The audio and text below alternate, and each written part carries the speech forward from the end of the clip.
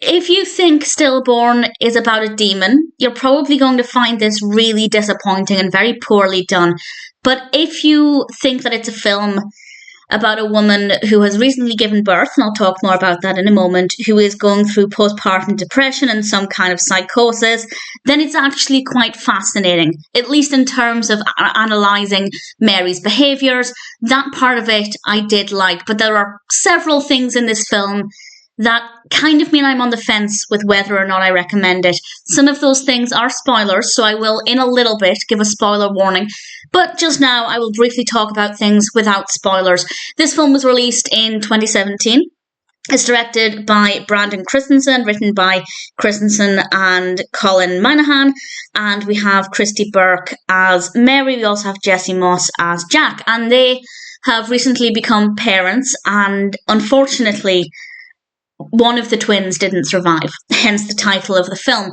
And to be honest, that didn't really feel that necessary. And at least not necessary enough that it should be the title of the film. This absolutely could have worked 100% in the same way with only one baby.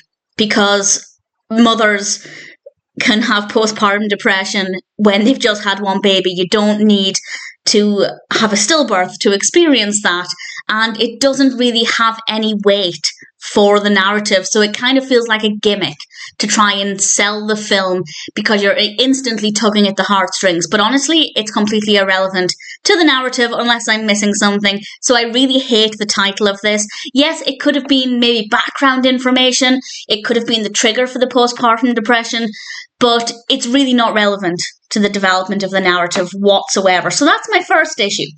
The second issue is the character of Mary. Amazing performance, absolutely brilliant performance from Christie Burke, but Mary is a very unlikable protagonist. And that's not just when she's doing unlikable things.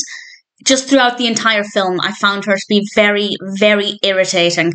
And that means that since she's pretty much in every single scene and is the driving force behind the narrative, it means that a lot of the film is very annoying.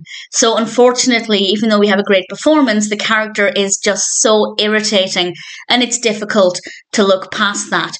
Then we have the horror elements. I think they did those pretty well. We have some jump scares.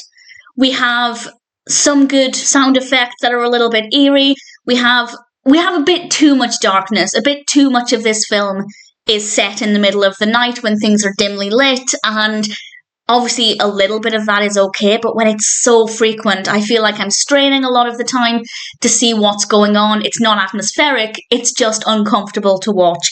So the lighting wasn't great. The daytime scenes, absolutely fine. But in general, the horror elements were pretty good. I'd say it's a moderately scary film. With regards to this demonic character, I won't go into too much about this demonic presence, but basically, Mary thinks that there is this demonic presence coming to take away her child. And again, one could argue she's lost one child, she's worried about losing the second child. But I'd argue that any parent who thinks a demon is coming to take their child is going to be scared of that situation. So again, the whole stillborn title just is completely irrelevant. Maybe they were trying initially to go with something different, and then the script got chopped up and that wasn't the case. I don't know. But this is Mary's response. And of course, the big question is there really a demon? Or is her behaviour, the things she's hearing, the things she's seeing, are they hallucinations? She does actually see a therapist at the beginning of the film because she starts to experience things pretty early on, and the therapist asks her, "Are you having any hallucinations?" And she says no.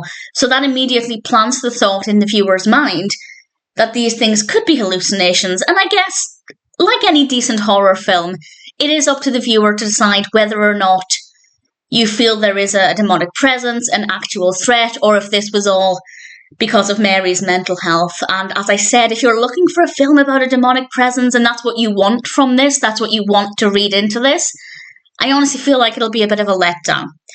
But if you do want to watch a film, and I often gravitate towards these films, I love horrors where, in my opinion, it's all about the individual's mental health. I think they're really, really fascinating. Then that angle, that aspect, could actually be a really interesting experience. And I think it took me about half of the film for me to decide that that's what I wanted to get out of this. And that's what I was reading out of it. And for the most part, that worked really well. So that's absolutely fine in terms of the narrative. I think I got enough out of the narrative, out of the story, that I was pretty satisfied with that part of it. However, it still isn't perfect. And I will now discuss one thing that I think maybe potentially ruined the way I felt by the end of the film, how I ultimately felt with the experience. But I'll sum up very briefly. Mary's exceptionally irritating. She's not a likable protagonist. I struggled to care for her at all. Unless I'm missing something, the title is just completely irrelevant. This could have been a mother with a newborn. The whole stillbirth aspect, although it could have been the trigger for the postpartum if that's what you think she's experiencing, again, that's completely unnecessary. So maybe they were originally going for something else and then they didn't, but they didn't bother to change the title. I don't know, but I don't like that aspect either. The horror elements, yes, I think they work very well. Initially, it felt more style and less substance. I'd say it took a good 30, 40 minutes for anything of any real substance to happen, but once it did, it was pretty great after that fact. Almost. So I do recommend it, but I'd say keep your expectations at a relative minimum because it's not amazing. There are issues with it, but ultimately, I'd say it's a pretty good film. I will now explain with a huge, huge spoiler warning how I feel about the ending, because on the one hand, I thought the ending was phenomenal, and then it carried on and I realised it was rubbish. So this is a huge, huge spoiler. The bit where I thought it absolutely 100% should have ended, and this is a tremendous spoiler, is when Mary was shot. That scene was intense. It was incredibly well executed, absolutely fantastically done. And the moment when she was shot, and then a second later, we have Jack running in with the baby in his arms, and I felt sick. I felt physically sick. And that's how I want to feel at the end of a horror film. I want to feel like I can't move for a couple of minutes because I'm so stunned. And honestly, that's exactly how I felt in that moment. And it would have been an incredible ending because whatever way you look at it, Mary lost her life either because of psychosis or because of the demonic presence. Whichever way you want to look at it, that is a strong ending.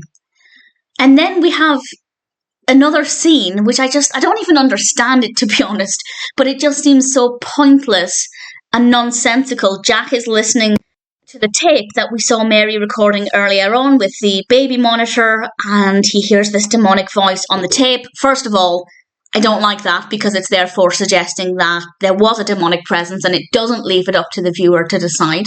And then he goes to look at the baby and all we see is him looking down at the crib, and then that's it.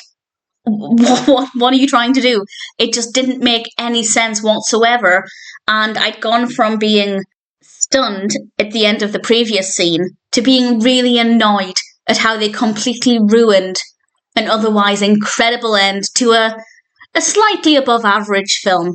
So if anybody has any thoughts on that ending, what you think it means, what they were trying to achieve, I've no idea. My only guess is that they were setting us up for a potential sequel.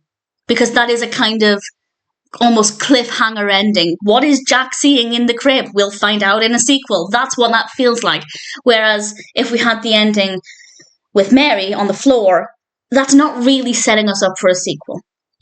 So I feel like that's maybe what they were doing. Horror films do quite frequently do that, where the protagonist will see something, but we, the viewer, can't see it, and we have to wait until the sequel to find out what this mysterious thing is. I have no idea if that's what they were trying to do, but that's certainly what it felt like. And this film is definitely, well, I was going to say it's not strong enough for a sequel. I probably would watch the sequel. I'd give it a chance. But there were too many problems with this film. It needed a lot of work to get to the point of being a really solid film. And a lot of that is down to the character writing and also the pacing of the narrative. And then, of course, the handling of the ending. Of course, that's my opinion. Other people might love that ending. But personally, I feel like they completely ruined it. And it definitely wasn't the right way to conclude this story. And even if there was going to be a sequel, you don't need to include that ending. That's absolutely not necessary. So they ruined it. They definitely ruined what could have been an incredibly powerful ending to a slightly more than average film. Do I recommend it? Even though I've spoiled a lot of it now. If it sounds like it would appeal to you, I'd say check it out. There are quite a few problems with this film, but the good moments are really good. And if, like me, you like horrors where, for the most part, you get to decide whether it's a monster or a demon or whether it's mental health, then yes, absolutely, I think you'll find parts of it fascinating. I recommend it if it appeals to you, but don't expect a perfect film. Stillborn is pretty good, but I definitely think there's a lot of room for improvement.